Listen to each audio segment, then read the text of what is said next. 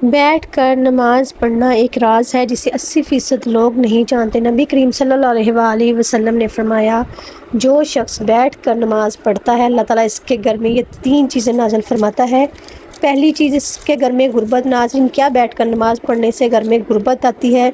نبی کریم صلی اللہ علیہ وآلہ وسلم نے فرمایا، جو بوڑھے حضرات یا نوجوان بیٹھ کر نماز پڑھتے ہیں ان کے گھر اللہ تعالیٰ یہ 3 چیزیں نازل فرماتا ہے۔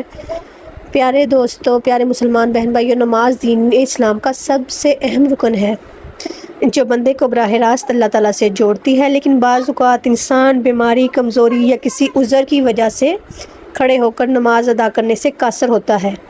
ایسے میں سوال پیدا ہوتا ہے کہ بیٹھ کر نماز پڑھنے کا کیا حکم ہے؟ کیا یہ جائز ہے؟ کیا اس سے نماز کی فضیلت میں کمی آتی ہے، یا بیٹھ کر نماز پڑھنے سے وہی ثواب ملے گا جو کھڑے ہو کر پڑھنے میں ہے؟ کچھ لوگ یہ سمجھتے ہیں کہ بیٹھ کر نماز پڑھنا صرف بیماروں کے لیے ہے، جبکہ کچھ لوگ بغیر کسی شرعی عذر کے بھی بیٹھ کر نماز ادا کرتے ہیں۔ ایسے میں یہ جاننا ضروری ہے کہ شریعت میں نبی کریم صلی اللہ علیہ وآلہ وسلم نے اس بارے میں کیا حکم فرمایا ہے۔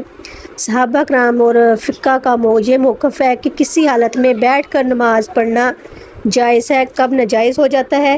اس ویڈیو میں ہم قرآن و حدیث کی روشنی میں ان تمام سوالات کے جوابات تفصیل سے سمجھیں گے تاکہ کوئی بھی غلط فہمی باقی نہ رہے اور ہم اپنی نماز کو شریعت کے مطابق درست ادا کر سکیں۔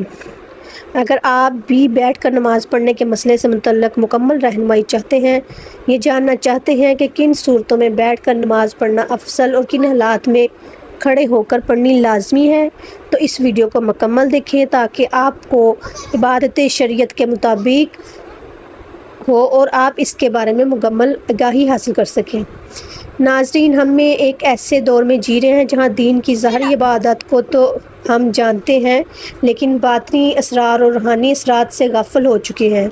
نماز جو کہ مومن کی معراج ہے، صرف کھڑے ہو کر ہی نہیں پڑھی جاتی، بلکہ شریعت نے اس عظیم عبادت کو ہر حال میں ادا کرنے کی سہولت دی ہے، چاہے انسان کھڑا ہو، بیٹھا ہو، لیٹا ہو یا اشارے سے ادا کرے۔ لیکن کیا آپ جانتے ہیں کہ بیٹھ کر نماز پڑھنے میں ایک ایسا راز چھپا ہوا ہے جسے 80% لوگ مسلمان جو ہیں وہ لا علم ہے۔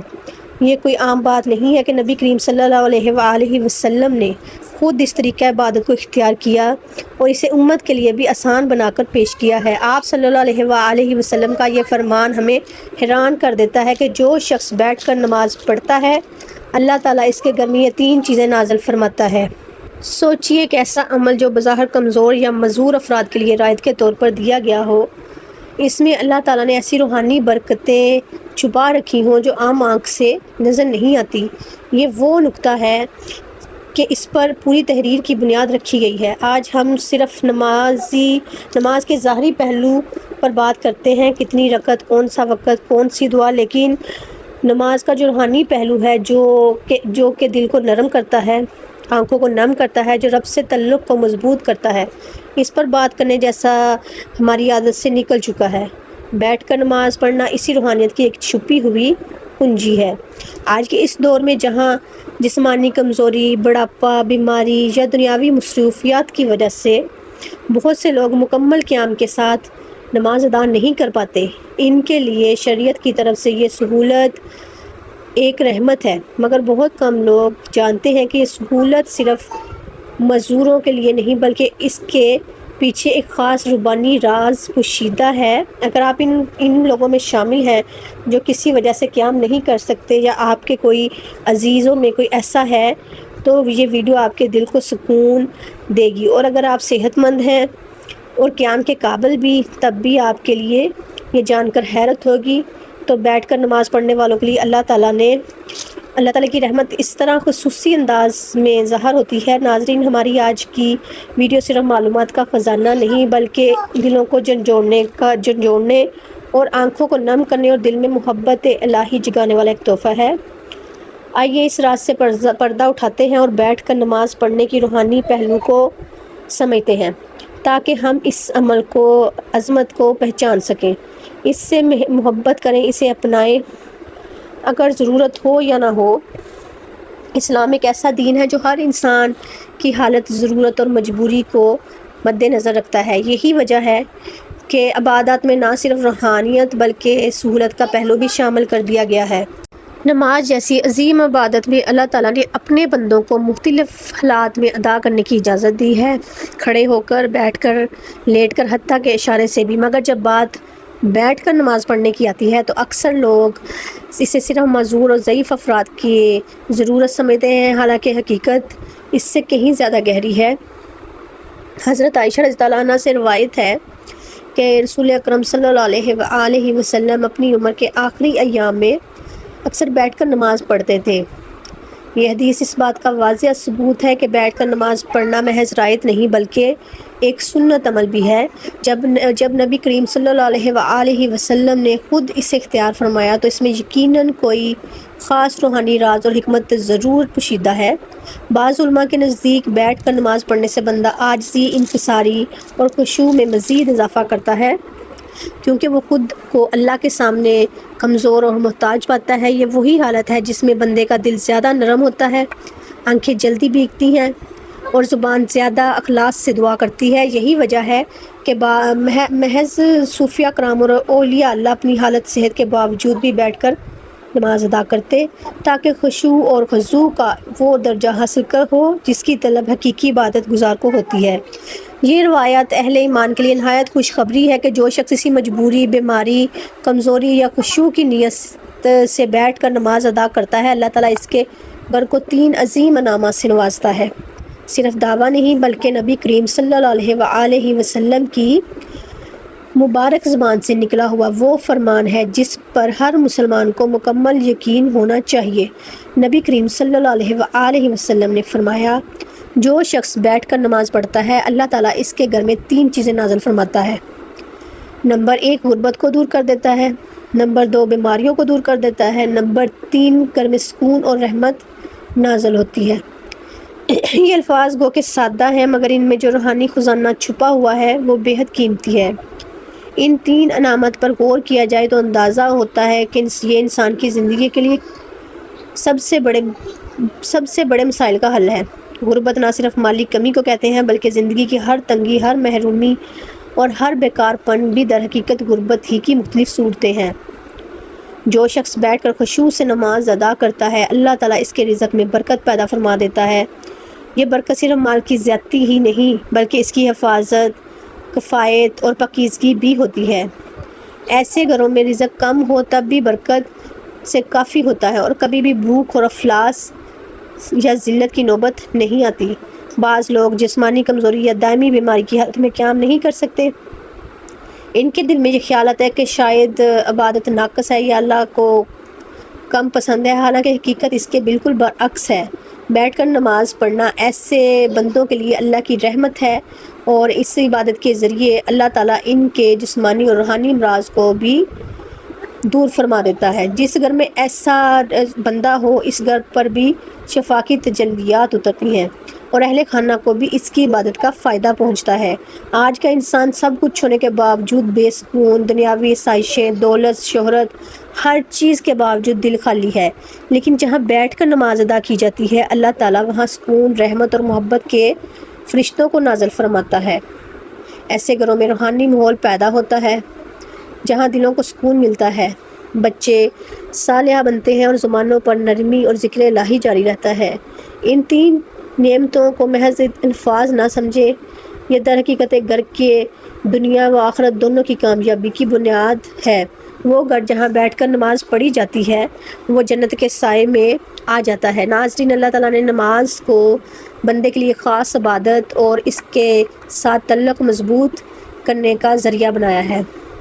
یہ روحانی سکون، برائیوں سے بچاؤ، نظم و ضبط، نماز دل کو سکون دیتی ہے، گناہوں کے معافی کا ذریعہ بنتی ہے اور انسان کو اللہ تعالیٰ کی یاد میں رکھتی ہے تاکہ وہ برے کاموں سے باز رہے۔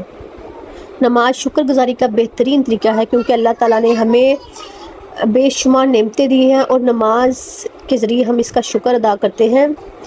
یہ انسان میں عاجزی اور انکساری پیدا کرتی ہے کیونکہ وہ اللہ تعالیٰ کے سامنے جھک کر اپنی کمزوری کا اعتراف کرتا ہے اور یہ قبولیت کا ذریعہ بھی ہے، کیونکہ ہر نماز کے بعد رب تعالیٰ سے مانگنے کا بہترین وقت ہوتا ہے۔ نماز جسمانی صحت کے لیے بھی فائدہ مند ہے، کیونکہ اس کے مختلف ارکان ہیں، جیسے کہ رکوع اور سجود جسم کو متحرک رکھتے ہیں اور جسمانی نظام کو درست رکھنے میں مدد دیتے ہیں۔ نماز اللہ سبحانہ تعالیٰ کے قرب کا ذریعہ ہے، کیونکہ جب بندہ سجدے میں جاتا ہے تو وہ اپنے رب کے سب سے زیادہ قریب ہوتا ہے۔ یہ دنیاوی پریشانی اور غموں سے نجات دلاتی ہے، کیونکہ جب بندہ اللہ تعالیٰ کے قریب ہوتا ہے، سامنے کھڑا ہو، اس سے بات کرتا ہے تو اس کے دل میں سکون اور اطمینان ملتا ہے۔ یہ صبر اور استقامت سکھاتی ہے، کیونکہ نماز کے ذریعے بندہ ہر حال میں اللہ تعالیٰ کے بھروسے رکھنا سیکھتا ہے۔ یہ وقت کی پابندی اور نظم و ضبط کی عادت ڈالتی ہے، کیونکہ دن میں 5 وقت مخصوص اوقات پر نماز پڑھنے سے انسان میں نظم و ضبط پیدا ہوتا ہے۔ نماز اللہ کی رحمتوں اور برکتوں کو کھینچ لاتی ہے، کیونکہ جو شخص نماز پڑھتا ہے اس پر اللہ تعالیٰ کی خاص رحمت اور حفاظت ہوتی ہے۔ یہ شیطان سے حفاظت کا ذریعہ ہے، کیونکہ جو بندہ نماز کا عادی ہوتا ہے شیطان اس سے دور رہتا ہے۔ یہ قبر اور آخرت کی روشنی ہے، کیونکہ حدیث پاک میں آتا ہے کہ نماز قیامت کے دن مومن کے لیے نور ہوگی۔ یہ گناہوں کی معافی اور ان کے مٹنے کا سبب بنتی ہے، کیونکہ نبی کریم صلی اللہ علیہ وآلہ وسلم نے فرمایا کہ نماز گناہوں کو ایسے دھو دیتی ہے جیسے پانی میل کچیل کو دھو دیتا ہے۔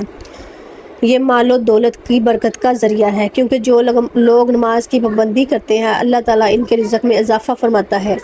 یہ معاشرتی برائیوں سے بچاتی ہے، کیونکہ جو شخص نماز پڑھتا ہے وہ چوری، جھوٹ، ظلم اور بے حیائی سے بچنے کی کوشش کرتا ہے، کیونکہ جو شخص نماز پڑھتا ہے اس کا دل اللہ تعالیٰ کی طرف سے صحیح فیصلے کرنے کے لیے روشن ہو جاتا ہے۔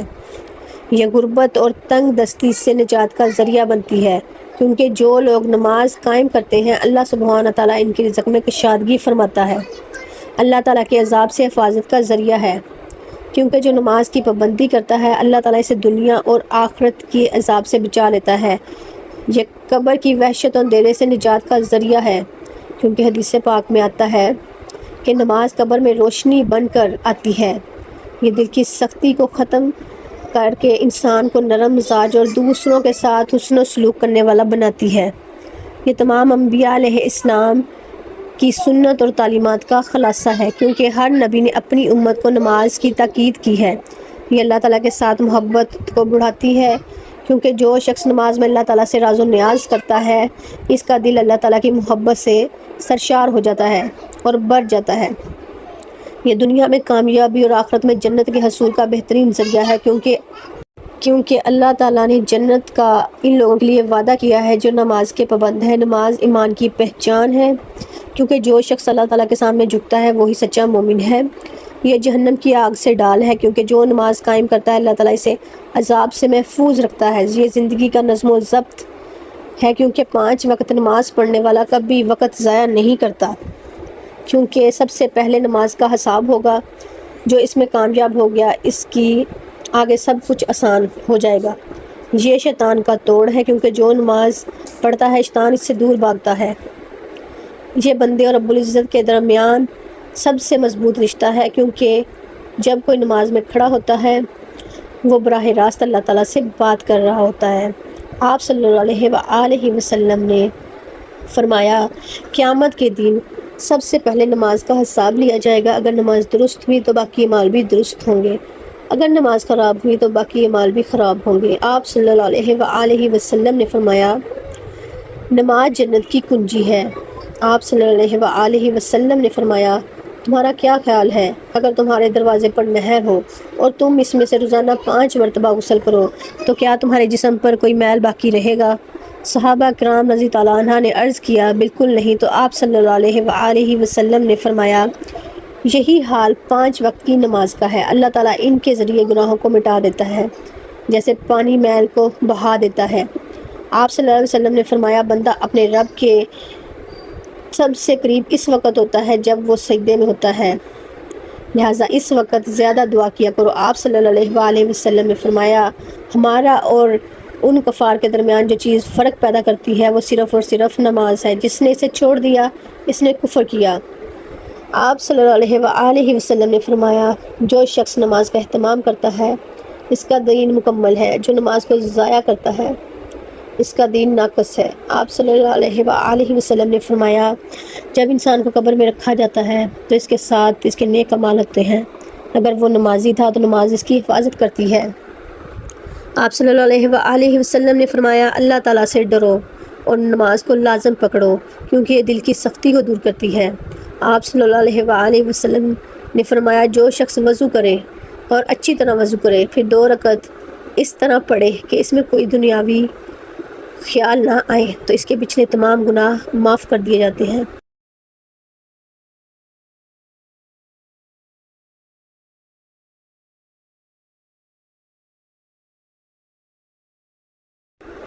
آپ صلی اللہ علیہ وآلہ وسلم نے فرمایا نماز مومن کی معراج ہے۔ آپ صلی اللہ علیہ وآلہ وسلم نے فرمایا جو شخص 5 وقت نماز پڑھتا ہے قیامت کے دن اس کا چہرہ چمک رہا ہوگا۔ بیٹھ کر نماز پڑھنا جائز ہے لیکن اس کی اجازت مخصوص حالات میں ہے۔ اگر کوئی شخص بیماری، بڑھاپے، کمزوری یا کسی جسمانی عذر کی وجہ سے تکلیف میں مبتلا ہو جس کی وجہ سے کھڑے ہو کر نماز پڑھنا مشکل ہو تو وہ بیٹھ کر نماز ادا کر سکتا ہے۔ اگر کھڑے ہونے کی بالکل طاقت نہ ہو تو مکمل بیٹھ کر نماز پڑھنی جائز ہے۔ اگر کچھ دیر کھڑے ہونے کی طاقت ہو تو جہاں تک ممکن ہو کھڑے ہو کر نماز ادا کرے اور باقی حصے میں بیٹھ کر نماز ادا کرے۔